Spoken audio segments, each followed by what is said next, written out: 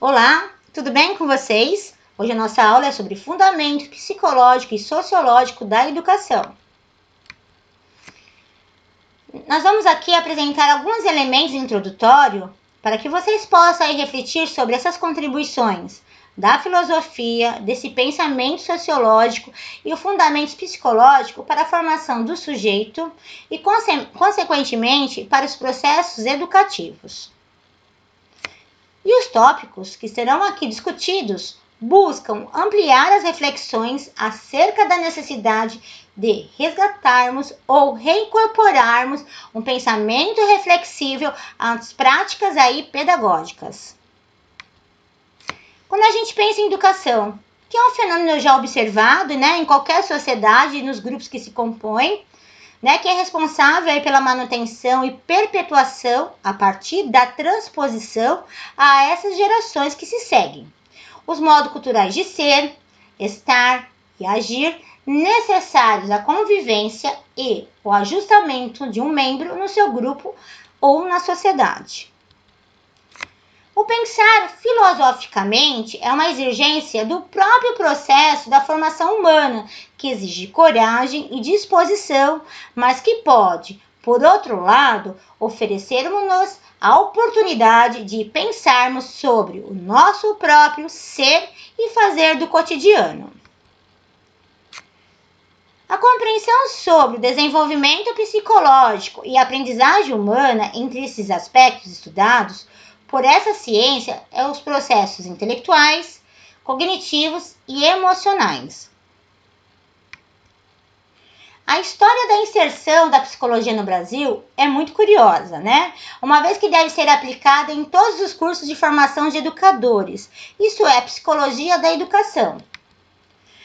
E na década de 1920, em torno de 1920, mais ou menos, os novos desafios trazidos à educação, com o início aí da industrialização, trazem a necessidade de uma psicologia que se dê subsídios à formação aí dos educadores.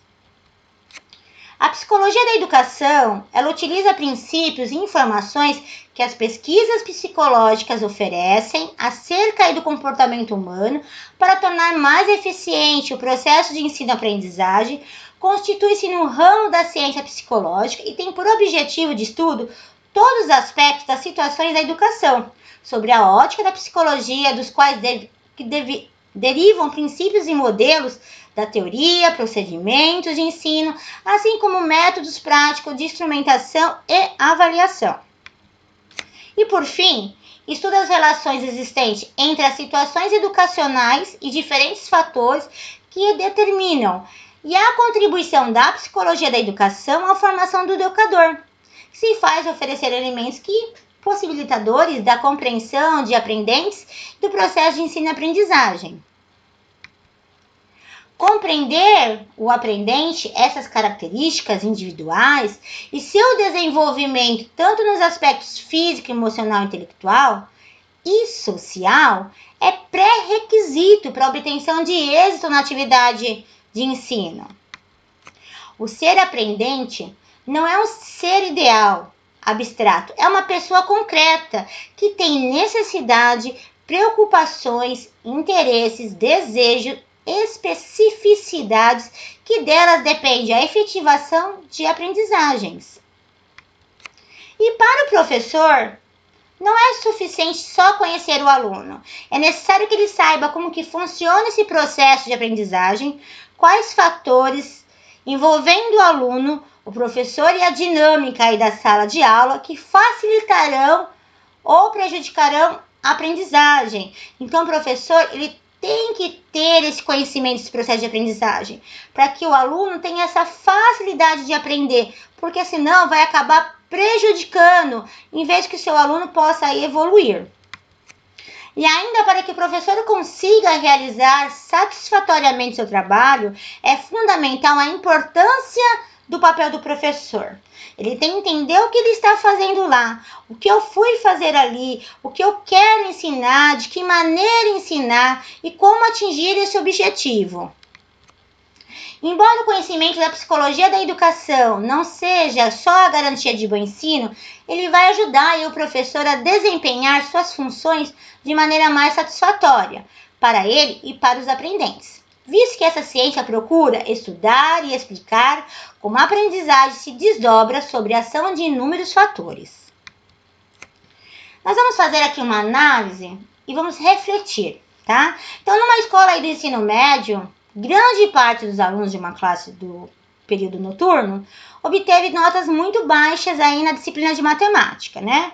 Aí a psicóloga foi chamada para estudar o caso e conversar com várias pessoas envolvidas e ouviu diferentes explicações para o fato.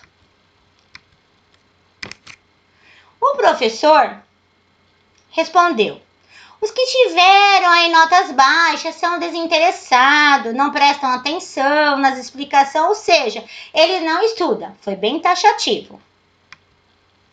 E um dos alunos respondeu: o professor não explica direito a matéria, a gente pergunta alguma coisa, ele manda prestar mais atenção e estudar. Isso acontece muito. Um outro aluno já respondeu: o problema é o seguinte, nós trabalhamos de dia e quando chegamos à escola não temos mais condições de aprender coisa nenhuma.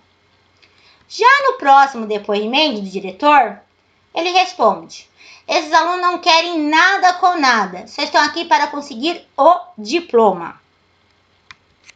E aí foi convocada a mãe do aluno para participar da situação.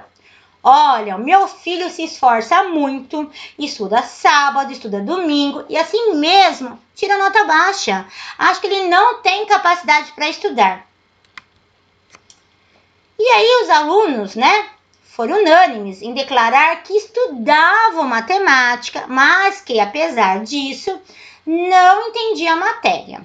Embora trabalhassem, os alunos mostravam, sim, interesse, segundo o depoimento dos pais, envolvendo os fins de semana. Então, você tem aí vários pontos de vista diferentes, né? O que será de fato aconteceu que esses alunos não concretizaram o ensino de matemática, né? Então, tem que fazer aí uma busca, né? O professor tem que analisar a situação antes de falar que os alunos não aprendem ou que eles não têm interesse. Será que está tendo uma interação entre os alunos e os conteúdos a serem abordados? Fica a dica. Né? Ou seja, a assimilação desses conteúdos de matemática efetivou? Vocês acharam que efetivou? Pelo depoimento, não, né? A prioridade aqui é a eficiência do aprendizado, não apenas do ensino, e será amplamente vivenciada pelos os alunos do ensino. Quando nós entramos no aprendizado, levamos em consideração as particularidades de cada um e suas dificuldades e potencialidades e habilidades. Não adianta eu falar que o meu aluno não aprende, eu tenho que identificar qual é o problema desse meu aluno, fazer um trabalho que eu consiga nivelar a minha sala, né? Dar oportunidade para que esse aluno se desenvolva. Afinal, não adianta o professor estruturar uma aula com ótimo conteúdo, mas se esse conteúdo não for absorvido pelos seus alunos. Então, deve procurar fazer atividades que todos participem, né? E se perceber que essa atividade não deu certo, ele tem que retomar os conteúdos, sinal que esse conteúdo não foi assimilado. E ele acaba esquecendo rapidamente. Tudo que a gente não aprende, não leva para a vida inteira. O ensino e aprendizagem. Ensinar é instruir, né? Fazer, saber se comunicar, esse conhecimento, né? Ele está aí centrado no professor, com aquela pessoa de qualidades, habilidade, porque ele vai pensar na sua aula, como dar sua aula, para quem dar essa aula e como fazer com que aquele ensino seja de fato alcançado pelos seus alunos. E aprender. Aprender é buscar essas informações, é rever a própria experiência, adquirir habilidades, né? Adaptar-se às mudanças, descobrir significados nos seres, né? Fatos, acontecimentos, modificar as atitudes e comportamentos. Aí ele passa a ser centrado no aluno, né? Ou seja, quando o aluno ele aprende, ele passa a ter mudanças de atitudes diferentes, ele passa a gostar da aula, ele quer participar, ele pergunta, ele questiona, ele não fica aquele aluno parado que não quer fazer nada, né? Ele precisa ser motivado. E o que é a didática? A didática é a arte de ensinar.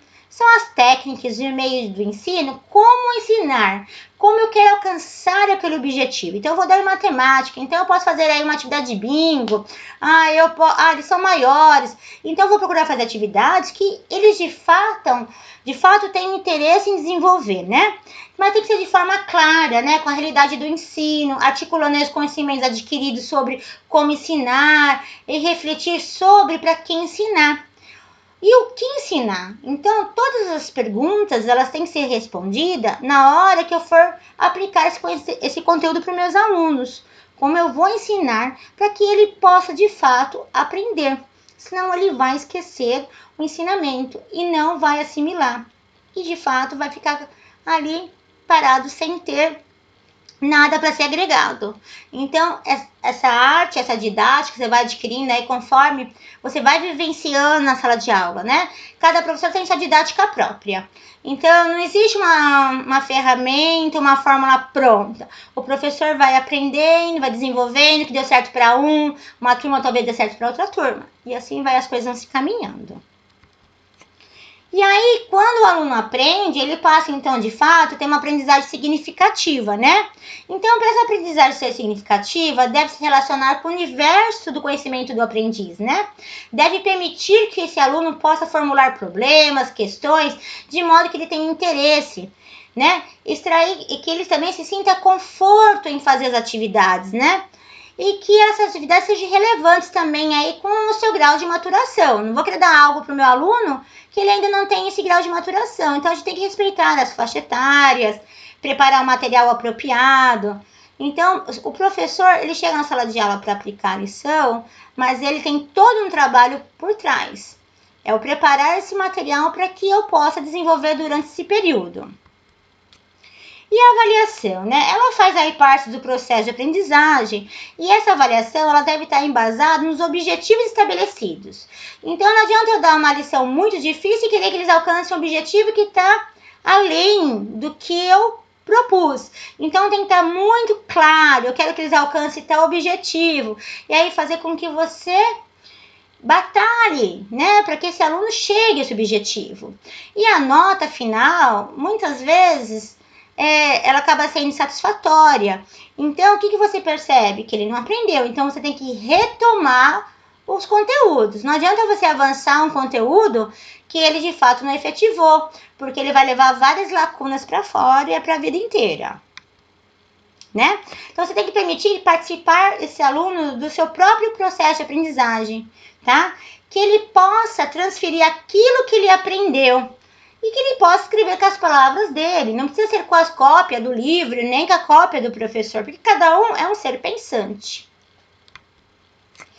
Deve permitir ajuste ao longo da disciplina, né? Quando o professor nota essa necessidade de investir aí com maior intensidade sobre algum ponto específico.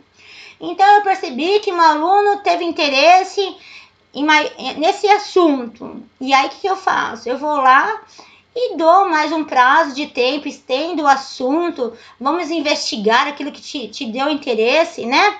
Não só passar aquele conteúdo simples e pronto. Não, você tem que instigar o seu aluno a buscar. Espero que vocês tenham gostado da aula. Bons estudos e até a próxima!